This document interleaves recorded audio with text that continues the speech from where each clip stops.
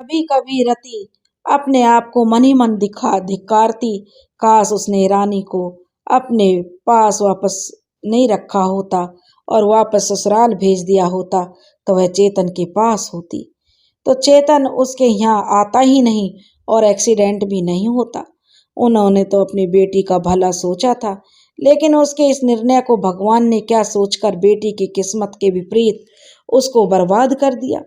रानी की ससुराल में किसी ने रानी को या उसको कुछ कहा तो नहीं, पर मन ही मन इसी तरह की बातें उनके मन में चलती रहती और बेटी के भविष्य को लेकर चिंतित रहती कि अब उसका आगे क्या होगा। इधर नैना को लगता, काश उस दिन 3 जने एक साथ घर से ना निकले होते। उसके दिमाग में तभी खटका हुआ था किसी अनहोनी का, और वो तभी साथ लगली थी, पर होनी तो होकर रही। काश वो नरेश को जाने से रोक लेती, फिर दोनों भाई साथ जाते तो शायद अच्छा होता। उसका प्यारा भाई कितना खुश था जाते समय। उसकी निगाहों के आगे वही दृश्य बार बार आता जब वो कुछ दूर साथ गई थी और चेतन ने पूछ लिया था, कोई डिमांड है क्या बुआ बनने की खुशी में? नहीं भाई, ऐसी कोई बात नहीं, नैना ने मुस्कुराते हुए कहा था।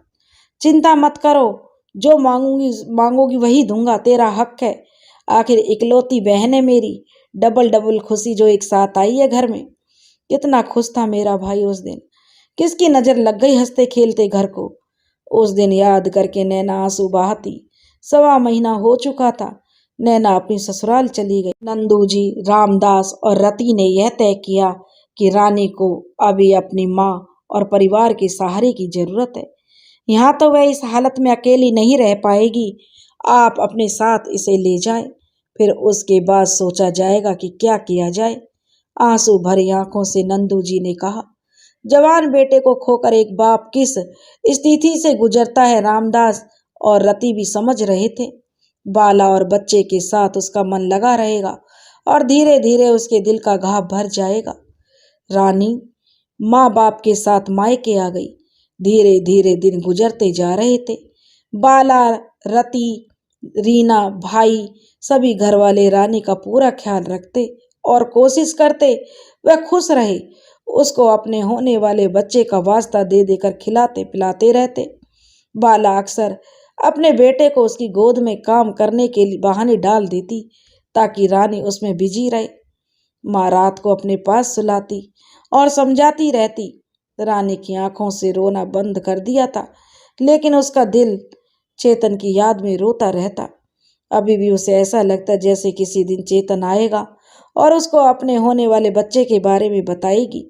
वह अपने बच्चे के बारे में बात करेगा, लेकिन जैसे ही उसे जो सच्चाई का ज्ञान होता, उसकी आंखों से आंसुओं की धारा बहने लगती। घर के सभी बड़ों के बीच रानी के भविष्य को लेकर चर्चा होने लगी। अभी रानी की उम्र ही क्या है, चेतन की निशानी भी उसके पेट में है। अगर नरेश के साथ उसको बिठा दिया जाए तो दोनों परिवारों का रिश्ता भी कायम रहेगा और बात घर की घर में रह जाएगी। बच्चे को पिता का नाम मिल जाएगा और रानी को सहारा। क्योंकि हमारे समाज में अधिकतर ऐसा ही होता है, जहाँ बड़े भाई के जाने के बाद छोटा भाई कुंवारा होता है, इसलिए घर की इज्जत घर में ही रह जाती है। छोटे भाई के लिए ही बड़ी भाभी को बैठा दिया जाता है। आखिरकार दोनों परिवारों ने आपस में सलाह कर नरेश को बुला भेजा और नरेश के सामने अपनी सोच रख दी। यह सुनकर नरेश एकदम से चौंक गया। उसको बहुत दुख हुआ। अभी भैया को गए हुए कितना टाइम हुआ है और आप लोग इस तरह की बातें करने लगे। नंदू ने समझाया, देखो बेटे, जाने वाला चला गया, उसके लिए दुनिया नहीं रुकती, ना कोई जीना छोड़ सकता है। मैं बाप होते हुए भी बैठा हूँ और मैंने अपने जवान बच्चे की मौत देखी है, लेकिन अब हमें आगे के बारे में सोचना है। रानी की उम्र ही कितनी है, अकेले तो वो सारी जिंदगी नहीं जी सकती। ऊपर से चेतन की निशानी भी उसके पास है, इसलिए कहीं और शादी करना भी ठीक नहीं। हम लोगों ने काफी सोच विचार कर फैसला किया है, तुम रानी को अपना लो। नरेश ने देखा दोनों परिवार वाले इस तरह की बातें कर रहे हैं तो उसने साफ कहा, नहीं, मैं भाभी से शादी नहीं कर सकता। मैंने उन्हें कभी इस नज़र से नहीं देखा और भाभी तो माँ के समान होती है। दोनों परिवार उसकी बात सुनकर चुप हो गए। अब क्या किया जाए? फिर आगे रति ने समझाने की कोशिश की। देखो बेटा, कुछ समय सोचने समझने के लिए ले लो। जब तक भाई था तब कुछ और बात थी। ऐसा तो परंपरा से होता चला आया है। बड़े भाई के जाने के बाद छोटे भाई के साथ भाभी का गठबंधन करा दिया जाता है और आगे सब कुछ ठीक हो जाता है। कुछ समय विचार कर लो फिर बताना। नरेश को लगा अगर उसने अपने मन की बात आज नहीं बताई तो ज्यादा दबाव डाला जाएगा तो उसके लिए मुश्किल हो जाएगी। उसने कहा, मौसी जी मुझे कुछ कहना है। सभी उत्सुक नजरों से नरेश की तरफ देखने लगे और उसने कहा, मैं रीना को पसंद करता हूँ और रीना भी मुझे पसंद करती है। हम इस बारे में घर में बताने वाले थे कि उससे पहले ही भैया और उसने अपनी बात छोड़ दी और मैं अपनी भाभी को कभी भी पत्नी का स्थान नहीं दे पाऊंगा। अब आप सभी को जो उचित समझे फैसला लें। फैसला उन सभी के ऊपर छोड़कर नरेश बाहर निकल गया। उसके मुंह से इस तरह की बातें सुनकर सभी सन्नाटे में रह गए। समय की नाजुकता को देखकर बड़ों ने यही फैसला किया कि नरेश शादी तो करेगा नहीं रानी से और जोर डालकर की गई शादी में दोनों का रिश्ता सहज नहीं होगा। तो बेहतर यही है कि नरेश की शादी रीना से कर दी जाए ताकि वह आगे भी रानी की देखभाल कर सके और ध्यान रख सके। अगर कोई देवरानी बनकर और आएगी पता नहीं वह किस तरह का व्यवहार उसके साथ करेगी। आखिर में तय हुआ कि चेतन की बरसी कर दी जाए और फिर नरेश और रीना का शादी कर दी जाए ताकि बच्चा होने से पहले रानी जो है ससुराल में चली जाए और उसका बच्चा ससुराल में हो तब उसके साथ रीना रहेगी। उधर कुछ दिनों से कुंदन का मन पढ़ाई में बिल्कुल नहीं लग रहा था। उसकी आंखों के आगे रानी और चेतन छाए रहते। कभी आखिरी समय में देखा चेतन का चेहरा और रानी का नाम पुकारना ध्यान आता तो कभी रानी और चेतन के लिए बिलखता चेहरा। कुंदन को अपने आप को बड़ा समझाया और पढ़ाई में दिल लगाने की कोशिश की, लेकिन फिर भी बीच बीच में उसे रानी की याद आ जाती। जब उसकी परीक्षाएं हो रही थी वह रानी का हालचाल पूछने गांव पहुंच गया। उसे पता ही था कि रानी मायके में ही रह रही है। जब रानी से मिलने पहुंचा तो रानी का हाल देखकर दुखी हुआ, लेकिन उसके हाथ में कुछ नहीं था। उसने रीना को देखा जो प्रसन्न लग रही थी और तब बातचीत से उसे पता चला रीना का रिश्ता नरेश के साथ पक्का हो गया है।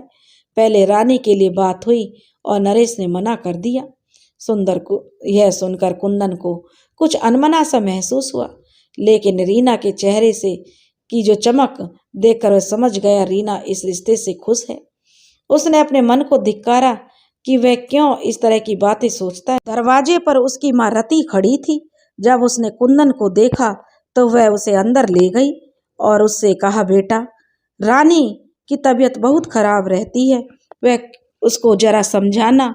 तुम उसके साथ पढ़े लिखे हो, उसके साथ तुम्हारा बचपन गुजरा है, तुम दोनों एक अच्छे दोस्त हो। तो कुंदन उसके कमरे में गया तो रानी ने उससे सबसे पहले यही पूछा कि जो उस दिन हुआ था वह मुझे बताए। तो कुंदन ने बताया कि कैसे चेतन के मुंह से तुम्हारा नाम ही निकला था रानी, वह तुम्हें ही पुकार रहा था। यह सुनकर वह जोर जोर से रोने लगी।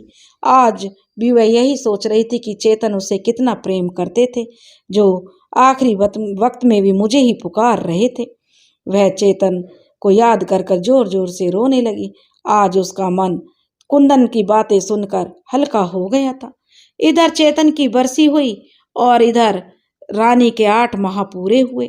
फिर रीति रिवाज के साथ साधारण तरीके से शादी कर जो रीना भी ससुराल आ गई। उसके 1 हफ्ते बाद ही रानी भी ससुराल पहुंच गई। जापे के लिए बड़ी बुआ को बुला लिया गया था। शादी में नैना भी आई थी। उसकी गोद में भी अब एक बेटा आ चुका था। 9 महीने होने वाले थे और कभी भी रानी माँ बन सकती थी। सभी सोच रहे थे कि लड़का हो जाए तो चेतन की कमी जो पूरी हो जाएगी। सोचेंगे कि बड़े पैरों से गया और छोटे पैरों से आ गया, लेकिन सबका सोचा हुआ कहाँ पूरा होता है। होता वही है जो ऊपर वाले ने सोचा है। समय से रानी ने एक कन्या को जन्म दिया। सभी लोग ठंडी सांस लेकर जो रह गए। नंदू जी का चेहरा तो बिल्कुल मुरझा गया। काश पोता हो जाता तो तसल्ली कर लेता कि मेरा बेटा दोबारा आ गया। माता पिता ने भी जो बुझे मन से जो चुप रह गए। रानी की क्या किस्मत लेकर आई है, इतनी छोटी उम्र में विधवा हो गई और ऊपर से कन्या का जन्म, कैसे अपना जीवन काटेगी। पर नरेश खुश था। उसने सबको कहा, भैया की अंतिम इच्छा पूरी हो गई, हमें खुश होना चाहिए। भैया ने नौकरी पर जाते समय मुझसे कहा था कि उसे तो एक गोल मटोल गुड़िया चाहिए, बिल्कुल तेरी भाभी जैसी। सुनकर सब चुप्पी साध गए।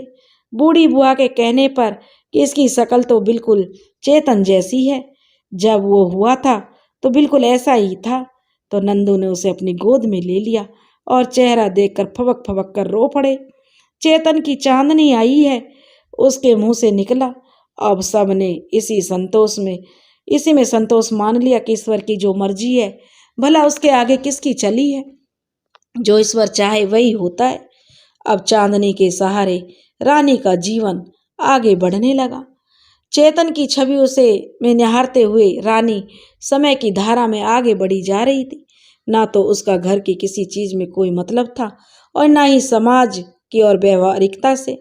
नरेश उसका बहुत ख्याल रखता, लेकिन गुजरते समय के साथ साथ कभी रीना को इस बात का बुरा लगता कि नरेश उससे ज्यादा रानी का ख्याल रखता है।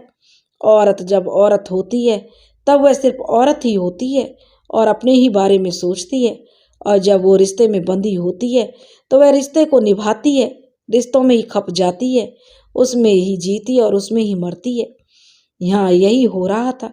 जब रीना बहन की नजरों से सोचती तो उसको अपनी जीजी के दुर्भाग्य पर तरस आता और मन दुखी हो जाता। उसकी बड़ी बहन के साथ बहुत बुरा हुआ। भगवान ने उसकी किस्मत में क्या लिखा था, उसने उसके साथ ऐसा क्यों किया। उसका व्यवहार उसके प्रति सहानुभूति से भरा होता, लेकिन जब वह नरेश को रानी और चांदनी का ध्यान रखते हुए देखती तो वो एक पत्नी की ईर्ष्या उसके मन में कहीं आकर बैठ जाती और उसे ऐसा लगता मानो नरेश उससे ज्यादा रानी को प्रेम करता है और उसी का आदर मान करता है, बस उसी का ज्यादा ख्याल रखता है और उसका हक जैसे मारा जा रहा है।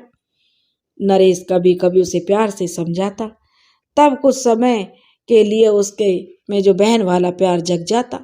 वह ठीक रहती, लेकिन जल्दी फिर पत्नी और घर की मालकिन वाली इच्छा उसमें घर कर जाती। इस समय वह भूल जाती कि रानी उसकी बड़ी बहन और नरेश की भाभी है। चेतन के जाने के बाद उसका ध्यान रखना नरेश और रीना की जिम्मेदारी है। ससुर को भी रानी के प्रति नरम देखते हुए कभी कभी रीना अपने को उपेक्षित समझती और जब भी नैना आती तो वह भी रानी से ज्यादा मान करती, रानी के ही पास घुली मिली रहती, उसका ख्याल रखती, हमेशा उसके पास रहती। रीना को यह बिल्कुल भी ना सुहाता कि उसकी उपेक्षा उसकी बहन को ज्यादा महत्व दिया जा रहा है। उसके मन में नकारात्मक विचार आ जाते, अगर उसकी बहन के साथ भगवान ने गलत किया तो इसमें उसका क्या कसूर, उसको इतना महत्व क्यों नहीं दिया जा रहा, उसको घर की बहू का पूरा मान सम्मान क्यों नहीं मिल रहा। रानी जीजी तो अब गृहस्थी भी नहीं संभालती, मैं ही सब कुछ देखती हूँ, फिर भी सब जीजी के आगे पीछे घूमते हैं। हर बात में ससुर का रानी से पूछना, सलाह करना, पति का भी भाभी भाभी की रट लगाना कई बार उसके लिए असह्य हो जाता और वह एक दिन तो नरेश से उलझ ही पड़ी। आज उसकी जवान भी तीखी हो गई। अगर तुमने जीजी का ही ख्याल रखना था तो तुमने उससे शादी क्यों नहीं की, कर लेते, सबने तो कहा था, मुझसे शादी क्यों की। यह सुनकर नरेश सन्न रह गया। उसे रीना से इस तरह के व्यवहार की जो बिल्कुल भी उम्मीद नहीं थी। वह मौन होकर घर से बाहर निकल गया। नरेश ने इस विषय में रीना के गांव जाकर सभी से बातें की, रीना की माँ रति को बताई और कहा कि वह आकर रीना को समझाए। रति और जो उसकी भाभी बाला अगले ही दिन सुबह सुबह मिलने आ गई। माँ और भाभी को आया देखकर रानी खुश हो गई और बाला भाभी रानी के कमरे में उससे बातें करने लगी। माँ ने रीना को समझाया कि अपनी बहन के साथ उसे सहानुभूति व्यवहार रखना चाहिए। यही सोचकर तो हमने तेरी शादी नरेश से की थी, अगर कोई और आ जाती तो पता नहीं मेरी बेटी का जीना हराम कर देती, लेकिन अगर तू ही अपनी बहन और भांजी का ध्यान नहीं रखेगी तो हम किसी और से क्या आशा करेंगे। लेकिन माँ, मैं तो नरेश की पत्नी हूँ, उसके प्यार पर मेरा हक है ना, उसे मुझसे प्यार ही नहीं है, बस जीजी और चांदनी के आगे पीछे लगा रहता है। रानी ने अपना रोष जताया।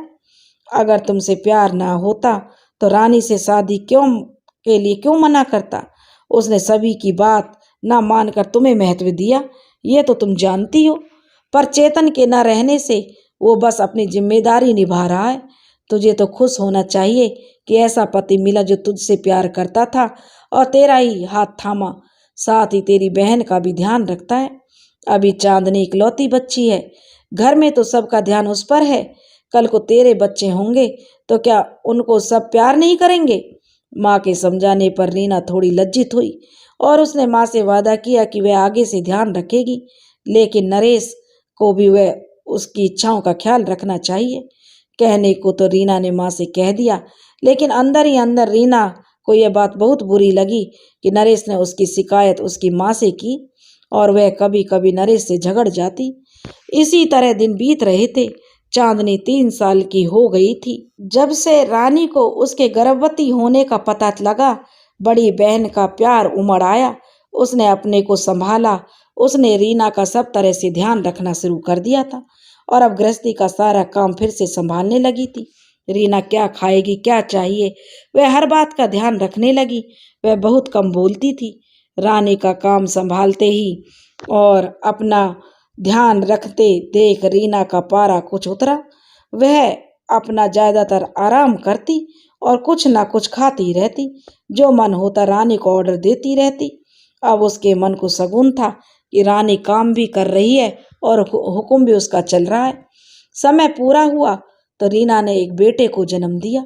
बेटे की माँ बनने के कुछ दिनों तक रीना बहुत खुश रही और रानी घर के काम संभालने से खुश थी।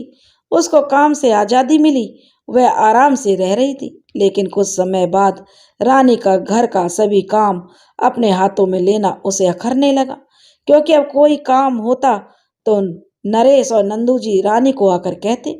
रीना का व्यवहार फिर धीरे धीरे बिगड़ने लगा।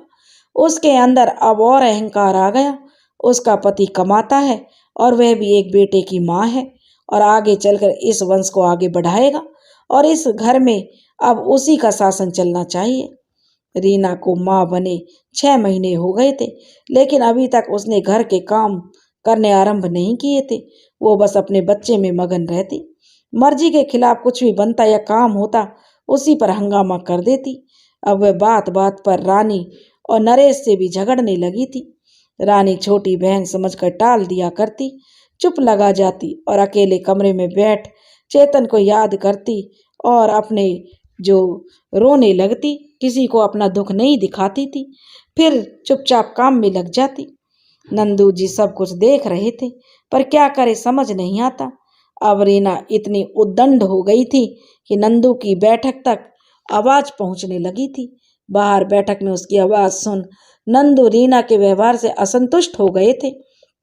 आज तो वह है, कल को जब वह नहीं रहेंगे तब रानी और उसकी पोती चांदनी का क्या होगा। ये चिंता उन्हें सताने लगी। देवर कितना भी अच्छा क्यों ना हो, धीरे धीरे अपने बच्चों और पत्नी के मुंह में फंसी जाता है, फिर पत्नी के कहे में आ जाता है। अब नरेश भी बाप बन गया है, उसने भी रानी का ध्यान रखना छोड़ दिया है। यह प्रश्न नंदू को बड़ा परेशान कर रहा था और फिर वह रानी के गांव उसके माँ बाप से मिलने पहुंच गए। परिस्थितियों को मद्देनजर यह सलाह मशविरा करने लगे कि अगर रानी राजी हो जाए तो उसका घर वर देखकर उसकी दूसरी शादी कर दी जाए। चेतन को गए 4 साल हो गए। अब रानी फिर से गृहस्थी संभालने लगी है और अपनी प्रॉपर्टी का आधा हिस्सा उन्होंने चांदनी के नाम पर कर दूंगा। नंदू जी ने रामदास के आगे अपने विचार रखे। रीता और रामदास ने अपनी दूसरी बेटी की इस हरकत पर बहुत शर्मिंदा थे। वे नंदू जी से माफी मांगने लगे। हमें माफ कर दीजिए, रीना में अभी बचपना है, उसे समझाएंगे। रामदास हाथ जोड़कर कहता। शायद उसके मन में यह बात घर कर गई थी कि ससुराल में उसे कोई महत्व नहीं देता, इसलिए वह कुछ असंतुष्ट है। शादी के बाद पति पत्नी का पूरा ध्यान चाहती है और यह रीना की जिम्मेदारी निभानी पड़ी गई और नरेश का ध्यान बटना उसे परेशान कर गया। रति ने औरत सुलभ स्वभाव की विवेचना कर रीना का बचाव करने की कोशिश की। ऐसे उन्हें इस तरह के व्यवहार की रीना से कतई उम्मीद नहीं थी। इससे तो कोई और देवरानी आ जाती तो भी ठीक था। रीना रानी को और दुख पहुंचा रही है, यह देखकर कहीं नरेश नाराज हो गया तो पति पत्नी का रिश्ता वैसे बिगड़ जाएगा। बाला ने अपनी सास रति की सलाह दी कि रानी को कुछ दिन के लिए हम यहाँ बुला लेते हैं। हो सकता है नरेश के साथ अकेले रहकर उन दोनों के रिश्ते गहरे हो जाएं और रीना के मन में जो असुरक्षा की भावना वह दूर हो जाए। जब नरेश का पूरा ध्यान और साथ मिलेगा तो उसकी गलतफहमी दूर हो जाएगी और उसका व्यवहार बदल जाएगा। अपने पति और बच्चे के साथ संतुष्ट रहेगी। शायद अपने प्यार को बढ़ता देख रीना दुखी और असंतुष्ट है, इसी वजह से इस तरह का व्यवहार कर रही है। एक औरत बहुत मुश्किल ही अपना प्यार किसी और के साथ बांट पाती है। रीना भी उसी स्थिति से गुजर रही है और हम यहाँ रानी जीजी का मन टटोलेंगे और अच्छा से जो कोई लड़का देखकर अगर अच्छा घर परिवार मिलेगा तो उसे शादी के लिए मना लेंगे। बाला ने नारी सुलभ व्यवहार बताकर रीना को नादान बता दिया, पर मन ही मन उसे पता था रीना स्वभाव से उग्र है और उसे समझना आसान नहीं है। रानी को वहां से बुला लेना ही ठीक है। सभी को बाला की बात सही लगी और भलाई इसी में थी। विचार विमर्श के बाद नंदू जी वापस लौट गए। बाला की बात मानकर अगले दिन रामदास ने बेटे को रानी को बुलाने के लिए भेज दिया। जब भाई रानी को लेने आया तो रानी बहुत खुश हुई। उसे लगा वो अपनी गृहस्थी में अकेली सम्राज्ञी होगी। अब ना किसी की रोक टोक होगी और ना जिम्मेदारी। नंदू जी तो पहले ही घर के बाहर बैठक में रहा करते थे। अंदर क्या हो रहा है क्या नहीं हो रहा उससे उनका कोई वास्ता नहीं। रानी का भाई उसे अपने साथ मायके के लिए ले आया। उधर कुंदन जब से रानी से मिलकर गया उसने अपने मन को समझाया। रानी का चेतन के प्रति प्यार देखकर उसकी हिम्मत ही ना हुई कि कभी वह अपने प्यार के बारे में रानी से जिक्र करे। कभी कभी वह अपने भाग्य से गिला करता, किस्मत ने उसके साथ भी तो कुछ अच्छा नहीं किया। रानी से प्यार किया वह भी किसी और की हो गई और फिर रीना से लगाव हुआ तो वह भी किसी और की हो गई। इन सब चीज़ों को मन से हटाने के लिए उसने अपने को पूरी तरह पढ़ाई में समर्पित कर दिया और गांव आना ही बंद कर दिया। महीने पहले ही वह एक हॉस्पिटल में अपॉइंटमेंट हो गया था उसका और माता पिता शादी के पीछे पड़े हुए थे, लेकिन वह अभी भी अपने को शादी के लिए तैयार नहीं कर पा रहा था। रानी को भुलाकर जिंदगी में कैसे आगे बढ़ेगा? अगर वह किसी और से प्यार ना कर पाया तो यह प्रश्न उसके भविष्य के लिए डरा देता था कि फिर कहीं कोई भविष्य में आशा की किरण उसे दिखती हो जिसका वह इंतजार करे। नौकरी ज्वाइन करने के बाद आज पहली बार गांव आ रहा था। जैसे ही वह बस से उतरा उसने अपनी मोटरसाइकिल पर रानी के भाई को देखा। वह पीछे रानी भी बैठी दिखाई दी। उसने तुरंत आवाज लगा दी। रानी के भाई ने मोटरसाइकिल रोक दी। इन 4 सालों में कुंदन का व्यक्तित्व बहुत निखर गया था। कुंदन ने रानी के चेहरे को देखा। यह वही चेहरा था जिस पर बहुत से नौजवान मरा करते थे। आज मुरझाए फूल सा कुमलाया हुआ था। बिस्कुटी रंग की साड़ी पहने रानी योगिनी सी लग रही थी। फीकी मुस्कुराहट से रानी ने उसका स्वागत किया। कैसे हो कुंदन? बस अच्छा हूँ, चलो घर चलकर बातें करते हैं। कुंदन ने चांदनी को गोद में ले लिया। बहुत प्यारी है, मैं इसी से बातें करता हुआ आ जाऊंगा, तुम लोग चलो। हाँ, चाय बना देना। कुंदन ने आज कुछ अधिकार से बात की थी। रानी को बड़ा आश्चर्य हुआ। शहर में व्यक्तित्व कैसा बदल जाता है और अब डॉक्टर भी बन चुका है, पर इसकी अभी तक शादी क्यों नहीं हुई? गांव में तो पढ़ते हुओं की हो जाती है। रानी के दिमाग में प्रश्न आया और भाई से पूछ लिया। भाई ने जवाब दिया अभी उसे कोई पसंद नहीं आई। पहले कहता था कि डॉक्टर बनने के बाद देखूंगा और फिर नौकरी के बाद। अब देखो नौकरी तो लग गई, क्या पता कोई किसी डॉक्टर से ही करनी हो। अब मुझे ही देख लो, मुझसे पहले तेरी और रीना की शादी हो गई और मैं अभी तक कुंवारा बैठा हूँ। भाई ने हंसते हुए कहा तो रानी के चेहरे पर हल्की सी मुस्कुराहट आ गई। कहने लगी सही कह रहे हो भैया, अब की बार तो तुम्हारी सहनाई बजवा कर ही जाऊंगी। घर आते ही रानी माँ से मिली। सजने संवरने की उम्र में जोगिन सा भेष देखकर माँ के कलेजे पर सांप लौटने लगा।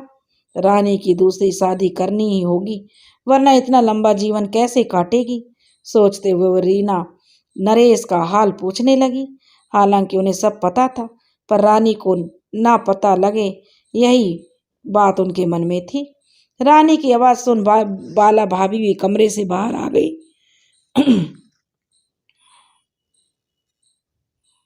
रानी की बात सुनकर बाला भाभी भी कमरे से बाहर आ गई और उसे गले लगाकर मिली।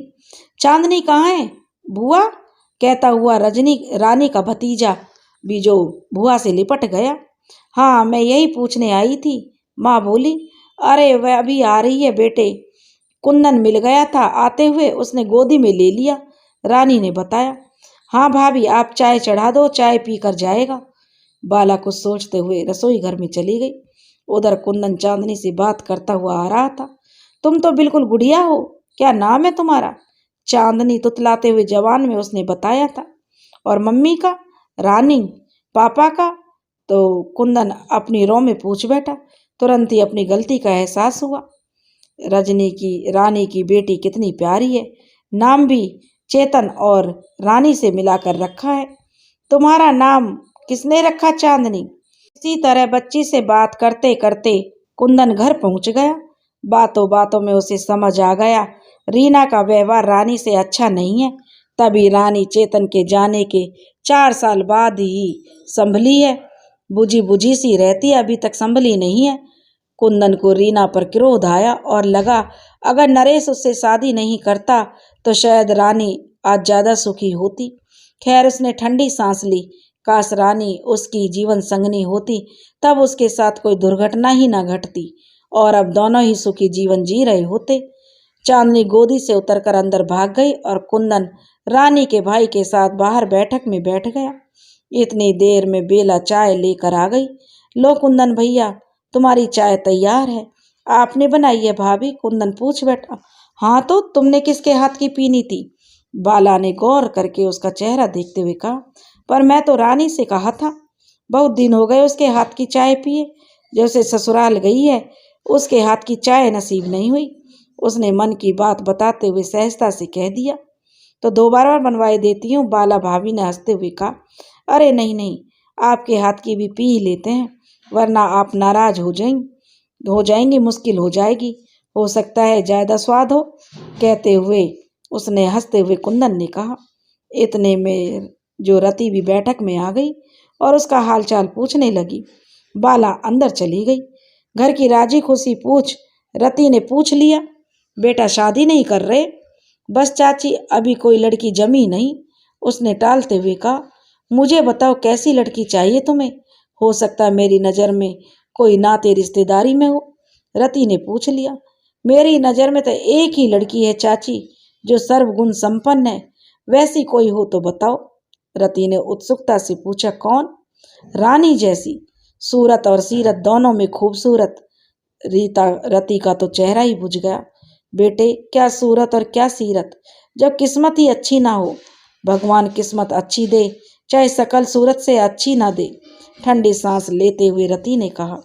वैसे रानी के लिए कोई लड़का है तुम्हारी निगाहों में? कब तक वह अकेले इस तरह जीवन काटेगी? कोई शहर में, गांव में, रिश्तेदारी में हो तो बताना, दूजिया भी चल जाएगा। किसी के बच्चा भी हो तो हम, रानी की भी तो एक बच्ची है, माँ ने कहा। हाँ, अगर कोई बेटी रखने को राजी ना हो तो उसे हम पाल लेंगे, पर रानी का जीवन संभर जाए। उसको देखकर कलेजा मुंह को आता है। हमेशा उसकी ही चिंता लगी रहती है। अगर इसका भविष्य संवर जाएगा तो मैं गंगा नहा लूं। दुखी स्वर में उसने अपने मन की बात कुंदन के सामने रख दी और कुंदन चुपचाप सुनता रहा। ठीक है, अब मैं चलता हूँ चाची, घर वाले भी इंतजार देख रहे होंगे। महीने बाद आया हूँ नौकरी लगने के बाद। ठीक है बेटा, आते रहना, रानी का मन भी लगा रहेगा। ठीक है चाची, कहता हुआ कुंदन चला गया। लेकिन कुंदन की प्रतिक्रियाएं और बातें बाला दरवाजे के पीछे से देख रही थी। उसे कहीं ना कहीं आभास हो गया कि शायद कुंदन रानी को पसंद करता है, इसलिए उसने अभी तक शादी नहीं की, लेकिन कहने की हिम्मत नहीं जुटा पाया। शायद समाज का डर या घर वालों की नाराजगी। एक विधवा और एक बच्चे की माँ को समाज में कोई अपनाना आसान काम नहीं है। मुझे इसका मन टटोलना होगा। रानी की माँ की बातें सुनकर कुंदन के मन में कहीं एक आशा की किरण जगी। रानी की शादी करने के लिए उसके मायके वाले और ससुराल वाले दोनों राजी हैं। उसका रिश्ता वह कभी नहीं ठुकराएंगे, लेकिन इसके लिए उसे अपने घर वालों को भी तो मनाना पड़ेगा। पर ऐसा कैसे होगा? लेकिन रति की बातों ने और इस छोटी सी आशा ने उसके अंदर आत्मविश्वास भर दिया। अब उसने घर पहुंचते पहुंचते निश्चय कर लिया कि वह शादी करेगा तो रानी से ही। इसके लिए चाहे उसे कुछ भी करना पड़े, किसी का भी सामना करना पड़े, अब वह अपने माँ बाप को मना लेगा। वैसे भी रानी जैसी लड़की को कौन अपने घर की बहू नहीं बनाना चाहेगा? आखिर कमी क्या है उसमें? एक प्रेमी का मन सामाजिक रूप से रानी में आई कमी को स्वीकार नहीं कर रहा था। उसमें कोई कमी नहीं है, जबकि समाज में विधवा होना और एक बच्चे की माँ होना ही अपने आप में एक बहुत बड़ी कमी है। जैसे ही वह घर पहुंचा, माँ ने उसे गले लगा लिया और कहा, कहाँ रह गया था बेटा? अभी तक मैं घंटे से इंतजार कर रही हूँ। माँ ने शिकायती लहजे में लाड लड़ाते हुए कहा। तो कुंदन ने कहा, माँ, रास्ते में रानी ससुराल से आते हुए मिल गई थी, तो थोड़ी देर वहां रुक गया उसका हालचाल पूछने। सुनकर उसकी माँ भी अफसोस जताने लगी। हाय, कितनी प्यारी सुंदर बच्ची थी, पर उसकी तो किस्मत खराब है। पता नहीं ईश्वर ने क्या सोचकर उसकी किस्मत लिखी थी। हाँ माँ, कुंदन ने कहा। अब उसके घर वाले उसकी दूसरी शादी के लिए सोच रहे हैं। उसने माँ की राय इस मुद्दे पर जाननी चाहिए। ठीक ही तो है बेटा, औरत जात को कोई ना कोई तो सहारा चाहिए। अभी उसकी उम्र ही क्या है? जिस घर में जाएगी उसे उजाला कर देगी। पर इस समाज में उसका विधवा होना ही उसका दुर्भाग्य है। कोई अच्छा घर शायद ही उसे मिले। ऊपर से बेटी भी है। हमारे समाज में ऐसी लड़की को कहाँ अच्छा घर वर मिलेगा? कोई दूजिया बच्चों वाला या बड़ी उम्र वाला ही मिलेगा उसको, जिसके बच्चों के लिए माँ की जरूरत होगी। दुखी स्वर में जो रानी के प्रति सहानुभूति जताते हुए कुंदन की माँ ने कहा। रानी के प्रति माँ की सहानुभूतिपूर्ण रवैये ने कुंदन के अंदर ही अंदर यह तो आश्वस्त कर दिया कि बात बन सकती है। उसकी माँ की रानी के प्रति कितनी अच्छी सोच है और हमदर्दी भी। अगर वह इस समय माँ से उसके बारे में बात करे तो यह सही समय था माँ को अपने मन की बात बताने का। अब यह बात सोच ही रहा था कि माँ ने टोक दिया। देख कुंदन, अब तू भी शादी के लिए मना मत करना। तूने पहले कहा डॉक्टर बन जाऊं, फिर कहा नौकरी लग जाए। अब दोनों काम हो गए हैं। अब तू जल्दी से शादी के लिए हाँ कर दे। तो कुंदन ने माँ के गले में हाथ डालते हुए कहा, बस तुम्हारी यहाँ ही समझ लो माँ, मैंने मना कब किया है? क्या तू सच कह रहा है? माँ ने आश्चर्य से खुश होते हुए पूछा। बिल्कुल। तभी माँ के मन में खटका हुआ। नौकरी के बाद अचानक से आकर शादी के लिए हाँ करना, और उसके मन में कोई प्रश्न आ गया। क्या तूने कोई लड़की वड़की देख रखी है पहले से? डॉक्टर है क्या? सच सच बताना कुंदन, अब देख झूठ मत बोलना। कुंदन को लगा बिल्कुल सही समय है, यह अब तेरे को रुकना नहीं है। वह कहने लगा, हाँ माँ, तेरा अनुमान ठीक है। अच्छा, उसकी माँ ने कहा, कोई डॉक्टर है, पढ़ी लिखी है? देख बेटा, गांव के माहौल में तो पढ़ी लिखी लड़की खप ना पाएगी, ना घर बार देख पाएगी। पर तेरी खुशी के लिए हमारी खुशी है, जो तुझे पसंद, बस अब हम उसके बारे में बता और हमें भी खुशियां मनाने का मौका दे। कुंदन को लगा कि बात बन गई। तो कुंदन ने कहा, माँ डर मत, लड़की डॉक्टर नहीं है, जैसे तेरे को पसंद है और जो तुझे सास की तरह सम्मान दे, माँ की तरह लाड प्यार दे और तेरे घर को संभाल ले, बिल्कुल ऐसी है। माँ को ललचाते हुए कुंदन ने कहा, और माँ के गले लग गया। मतलब? ऐसी लड़की आज के जमाने में कहाँ मिलेगी रे? दिया लेकर ढूंढे गए तब भी ना मिले, मुझे ललचा रहा है। माँ ने उसको जो सिर पर हाथ मारते हुए कहा, तेरी आंखों के सामने ही तो है माँ, जिससे कि अभी थोड़ी देर पहले तू इतनी बड़ाई कर रही थी। मैं रानी की बात कर रहा हूँ। उसने झटके से अपने मन की बात कह दी। माँ की ओर इस आशा से देखने लगा। रानी? लेकिन वह तो एक विधवा और एक बच्चे की माँ है, उसके साथ तेरी शादी? माँ ने एकदम झटक सा दिया। बस माँ, मैंने कहते कहते देर कर दी। इसी वजह से आज वह विधवा है और एक बच्चे की माँ भी। लेकिन जिस उम्र में उससे प्यार हुआ उसे कहने लायक नहीं था। इतनी हिम्मत नहीं थी कि किसी को बता पाता। तो रानी मेरे देखते देखते किसी और की हो गई। मतलब कि तू बचपन से ही रानी से प्यार करता है और हमें कभी बताया नहीं, इसलिए शादी नहीं कर रहा था। माँ बेटे की दिल का हाल समझ बैठी। कुंदन चुप रहा। लेकिन बेटा, दुनिया समाज, तेरे पापा क्या कहेंगे? तुझे दुनिया समाज की परवाह है कि ना? अपने बेटे की खुशियों की। तुझे ऐसी बहू दिया लेकर ढूंढने से नहीं मिलेगी माँ। तू समाज की परवाह कर या अपने बेटे की। उसने अपनी माँ को मनाते हुए कहा। पर माँ को समझ नहीं आया कि जिस लड़की की अभी तक वो इतनी तारीफ कर रही थी, सहानुभूति दिखा रही थी, अचानक से उसको अपनी बहू बनाने को कैसे मना करे। और बहू के रूप में अपनाना भी तो उसके लिए इतना आसान नहीं था। बेटा पिछले 10 साल से उस लड़की को अपने दिल में बसाए हुए है और उसको एकदम से कैसे खारिज कर दे। वैसे भी माँ के दिल में तो सदा बच्चों की खुशियों की चाहत ही रहती है। वह समझ गई जिसके लिए कुंदन ने 10 साल इंतजार किया, अब वह मना करने पर कहीं आगे शादी ही ना करे, यह सोचकर अंदर ही अंदर वह कुछ हद तक उसने अपने को रानी को अपनाने के लिए मना लिया। लेकिन तेरे पापा इस रिश्ते के लिए कैसे मानेंगे? उसने आखिरी बहाना बनाया। उन्हें क्यों नहीं मानेंगे, मैं मना लूंगा। और उसमें बुराई ही क्या है? मैं तो उसे बचपन से देखा है। दरवाजे पर ना जाने कब से माँ बेटे की बातें सुनकर जो मुखिया जी के आंगन में आते हुए कहा, अरे आप कब आए? आपने सब सुन लिया? मुखिया जी की पत्नी ने हैरान होते हुए कहा, रामदास मेरा दोस्त है और मैं इस गांव का मुखिया भी। अगर मैं ही समाज में जो इन व्यापक बुराइयों से नहीं मिटाऊंगा तो कौन पहल करेगा? मुझे अपने बेटे के फैसले पर नाज है। मैं खुद जाकर रानी के घर पर बात करूंगा। मुखिया जी ने बेटे के फैसले से सहमत होते हुए अपनी पत्नी को जवाब दिया। जिस बात को कुंदन को बड़ा समझ रहा था कि कैसे माँ और बाप को मनाएगा, वह बात ही बातों में बात बन गई। कुंदन को समझ नहीं आ रहा था कि कैसे अपने दिल की खुशी को व्यक्त करे।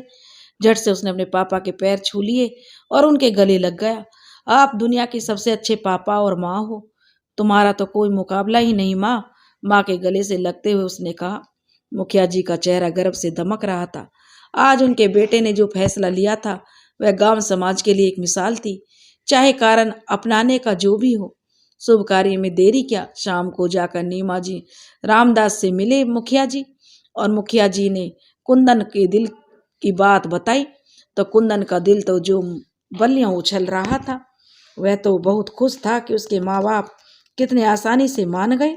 उधर बाला भाभी जो रानी को समझाकर उसका मन टटोल रही थी कि उसे दूसरी शादी के लिए हाँ करनी चाहिए या नहीं। चेतन की यादें तो उसके जीवन में हमेशा रहेंगी, लेकिन चांदनी को भी अपने पापा का प्यार चाहिए। उसे भी अपना एक जीवन साथी चाहिए जो उसके दुख सुख में उसका साथ निभा सके। अभी उसकी उम्र ही कितनी है। आगे रीना और नरेश का व्यवहार कैसा रहेगा यह कौन कह सकता है। रानी चुपचाप सुन रही थी, समझ भी रही थी। अच्छा रानी, एक बात बताओ, कुंदन कैसा लड़का है? मेरा मतलब बातचीत व्यवहार में। बाला भाभी ने रानी से पूछ लिया। कुंदन क्यों? वह तो बहुत अच्छा है, मैंने बचपन से ही देखा है। कहीं रिश्ते की बात चल रही है क्या उसकी? आपके मायके में कोई लड़की है क्या उसके लायक? रानी ने प्रश्न किया। तुम जानती हो उसने अभी तक शादी क्यों नहीं की? बाला भाभी ने कहा। मैं क्या जानूं भाभी, मैं तो शादी होकर अपने ससुराल चली गई, कभी इस मुद्दे पर कोई बात ही नहीं हो पाई। मुझे लगता है वह किसी से प्यार करता है, तभी उसने अभी तक जो है शादी नहीं की। बाला भाभी ने रानी के चेहरे पर जो अपनी नजरें गड़ाए हुए कहा। हो सकता है शहर में पढ़ता है। रानी ने कहा, वहां कोई पसंद आ गई होगी और अभी घर में ना कह पाया हो। रानी ने सोचते हुए कहा। बाला भाभी समझ गई कि कुंदन के मन में उसके बारे में कुछ नहीं पता। अगर कुंदन तुमसे शादी करना चाहे तो अचानक बाला भाभी ने पूछ लिया। कैसी बातें कर रही हो भाभी आप? मुझसे क्यों शादी करना चाहेगा भला? रानी उसके प्रश्न पर हड़बड़ा गई। उसके आने से आपने कुछ गलत मतलब निकाल लिया क्या? बचपन से हम दोनों साथ रहे हैं, छोटे भैया के साथ का ही तो है वो।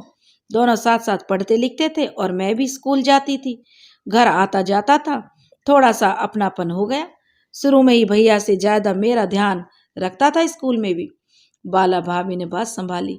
मैं तो बस ऐसे ही पूछ रही थी क्योंकि उसने अभी तक शादी नहीं की और आज आपके हाथ की चाय पीने की इच्छा जताई तो मुझे लगा शायद तुम भी उनकी पसंद रही हो। तभी जो रति आ गई और बाला जो बाहर चली गई, उसने भी आगे बात बढ़ाई। देख बेटा, पता नहीं हम माँ बाप कितने दिन बैठे हैं, आगे भाइयों का कुछ पता नहीं, और भाभी अभी पहले अपनी गृहस्थी देखती हैं, उनका भी भविष्य में कैसा व्यवहार होगा कह नहीं सकते। इसलिए हम सभी ने मिलकर सोचा है तुम्हारे लिए दूसरी शादी करना ही ठीक है। तुम हाँ कहो, मन बनाओ, हम तुम्हारे लिए लड़का देखें। हम तुम्हारी गृहस्थी बसी देखना चाहते हैं, इस जोगन के भेष में नहीं, सजते संवरते खुश देखना चाहते हैं। और जैसे जैसे चांदनी बड़ी होगी उसको भी अपने पापा की जरूरत होगी, और अगर समय निकल गया तो फिर कोई अच्छा रिश्ता मिलना मुश्किल हो जाएगा। फिर अफसोस रहेगा कि समय पर फैसला क्यों नहीं लिया। अभी तुम्हारी उम्र ही कितनी है, कुल 19 साल है। समझ गई रानी, वो रानी समझ में आ रही थी बाला भाभी और माँ क्या कहना चाह रही हैं। पिछले कुछ दिनों से रीना का व्यवहार देखकर उन्हें चांदनी को लेकर चिंता लग रही है। वह तो अपना जीवन जैसे तैसे काट देगी अपने चेतन की यादों के सहारे, पर चांदनी, नरेश के भी खुद का बेटा हो चुका है, वह चांदनी का कितने दिन ध्यान रखेगा। यह सब चीजें उसके दिमाग में भी चल रही थी। पर माँ, किसी और ने भी चांदनी को नहीं अपनाया तो? उसने अपनी बात अपनी माँ के आगे रखी। ये बात पहले ही हो जाएगी, और बहुत जरूरी हुआ तो जब तक तू उस परिवार में ना खपे हम रख लेंगे। हमें विश्वास है कि तुझे जो अपनाएगा वो तेरी बेटी को भी अपना लेगा। आखिर हमारा उद्देश्य तो चांदनी को पिता का प्यार मिले, यह पहले है। माँ, आप सब जैसा ठीक समझें। मेरी ओर से तो मेरी तो डोर ईश्वर के हाथों में है, जैसा वह नाच नचाएगा वैसा ही नाचेगा। कहकर उसने अपना सिर झुका दिया। इसे रानी की सभी कीर्ति समझ बाला और रति ने, रामदास और दोनों बेटों ने आपस में सलाह मशविरा किया और निश्चय किया कि कल कुंदन से मिलकर जो उसके मन की बात टटोलेंगे और उससे बात करेंगे। यह जानकर रति और बाला जाकर कुंदन के यहाँ बात करने जाएंगी। अपने माँ बाप उनके माँ बाप राजी होंगे या नहीं, यह तो मुश्किल सवाल था, किंतु कुंदन की तरफ से उन्हें ही हाँ की आशा जरूर थी। उनके लिए ये बहुत बड़ा सहारा था। रानी के भविष्य के सवाल पर यह रिस्क लेने को तैयार थे। क्या बात करेंगे, कैसे बात करेंगे? सास बहू और रामदास अपने बेटों के साथ यह चर्चा देर तक करते रहे और फिर कुछ अच्छा हो इस कामना के साथ सो गए। अभी सभी सुबह की चाय पीकर ही बैठे थे कि एक उम्मीद जागी। उस पर विचार कर रहे थे कि उन्हें बाहर कुंदन की माँ की आवाज़ सुनाई दी, रति, ओ रति, सुनती है? बाहर आते हुए रति ने देखा, जी आप अचानक, सच में आपकी तो उम्र बहुत लंबी है। अभी आपके बारे में बात कर रहे थे हम। हमारे बारे में? क्या तुम्हें पता था हम आएंगे? कुंदन की माँ ने आश्चर्य से कहा। जी नहीं जी, बस ऐसे ही। कल कुंदन आया था ना, तो कुंदन ने, लेकिन वह तो घर से ही नहीं निकला था, फिर उसके मुंह से निकला। क्या तुम्हें पता था कि मैं आने वाली हूँ? नहीं, पता नहीं, पर लगता है ईश्वर ने ऐसी इच्छा थी। मतलब? वे दोनों जो अटकते अटकते बातें कर रही थी। मैं और बाला आपके यहाँ आने की सोच रहे थे। बहुत दिन हो गए आपसे मिले। आपको बहुत बहुत बधाई। कुंदन डॉक्टर बन गया और नौकरी भी लग गई। कहते हुए रति ने उन्हें अंदर ले आई और मुखिया जी रामदास के साथ बाहर बैठक में बैठ गए। कुर्सी पर बैठते कुंदन की माँ ने कहा, क्यों झूठ बोलती हो रति? मुझसे मिलने नहीं, अपनी समधन से मिलने आने वाली थी तुम। जी, उन्हें समझ में कुछ नहीं आया कि अचानक ये कुंदन की माँ क्या कह रही है। रति का तो मुंह खुला का खुला रह गया।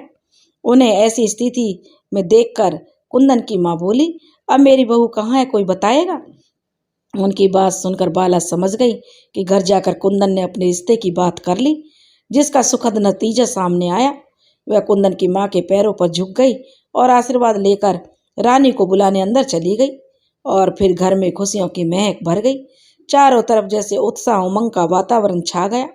अगले दिन सुबह रानी का छोटा भाई जाकर नंदू जी को खबर कराया और शाम को तीनों परिवारों ने मिलकर कुंदन और रानी को एक दूसरे का जीवन साथी बनने का निर्णय घोषित कर दिया। आज रानी के जीवन की नई शुरुआत तीनों परिवारों के आशीर्वाद के साथ हुई। कुंदन ने रानी की उंगली में अंगूठी पहनाकर अपना नाम उसके साथ जोड़ दिया।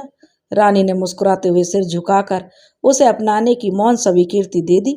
गुलाबी साड़ी में रानी का ये लजीला रूप कुंदन के हृदय में उसी रानी को फिर से जीवित कर गया जिसका वह दीवाना हुआ करता था।